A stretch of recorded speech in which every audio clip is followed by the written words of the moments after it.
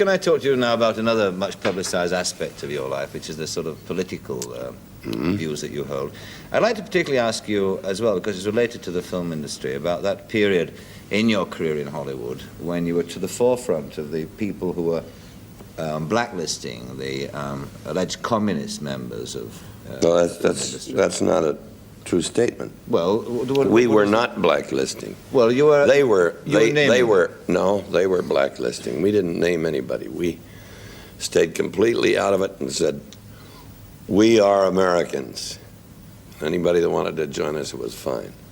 We gave no names out to anybody at any time ever. But are you? But when you look back at that now, John, at this space of time, I mean, are you proud of what happened in Hollywood at that time? I think it was probably a very necessary thing at the time, because the radical liberals were going to take over our business. And you wouldn't have had any pictures like that then. No, but seriously, though, I mean, were they in a position? I mean, the people who got kicked out of Hollywood, surely they were. Who were kicked out? Well, the people. Now, wait a minute. Tell me who was kicked out. Well, the people who left Hollywood. I mean, let's take for an example, Carl Foreman. Yeah, Carl Foreman. I mean, was Dalton Trumbo? Dalton Trumbo. Look what happened to Larry Parks. Larry Parks admitted that he'd been a commie, and he went on working. Well, he didn't work for some time. It had a very well, he hadn't worked a hell of a career. lot before that, had he? Well, no, but I mean, no. But I mean, these aren't people, surely, are they, who you would expect to take over the industry? Well, at the time, it seemed rather serious, and they were getting themselves into a position where they could control who would do the writing. But isn't it right that people of all shades of opinion should be able to make movies, whether they be extreme right-wing or extreme left-wing? Definitely. Any time that is their opinion, fine. But trouble there was that they were spouting by rote somebody else's way of life. And that's all right for those fellows over there. That's the way they want to live, but we don't have to have it in our country. No, but you could say, of course, that was our point of view. Yes, but you could say that your point of view was reflecting the capitalist way of life, the American way of life. Well, and I don't think that capitalist is such an unpopular word. You know, it's in 200 years we've taken a wilderness and build a factory that feeds the world, a farm that supplies the world, and a farm that feeds the world.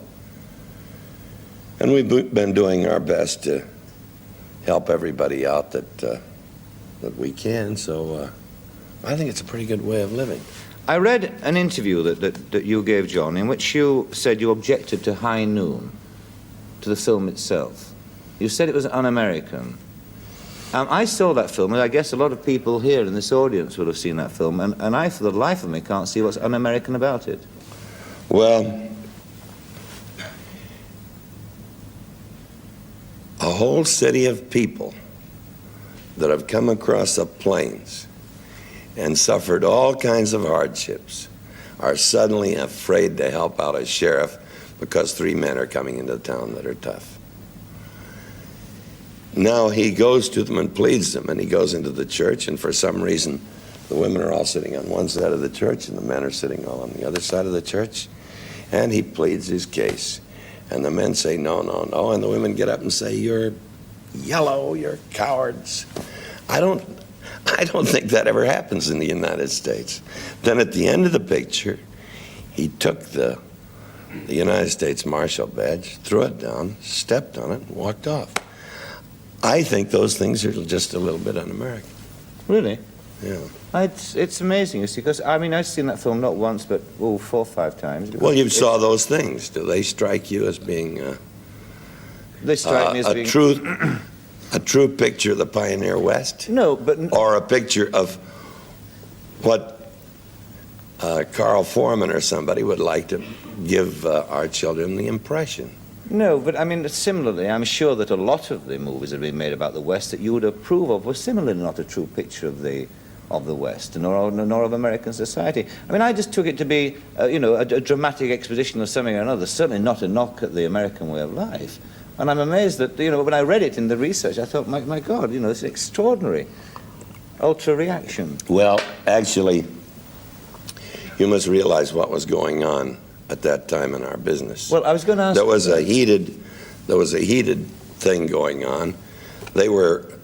a lot of people that were fine writers were weren't being used, and it was rough on them. And that's why I took up for that side, because Maury Riskin, who was a Pulitzer Prize winner, couldn't get a job because he didn't think exactly like these fellows. That's what started it, not us trying to throw them out. I suppose they could turn around conversely and say, though, of course, that then they couldn't get a job afterwards. Well, they did pretty well.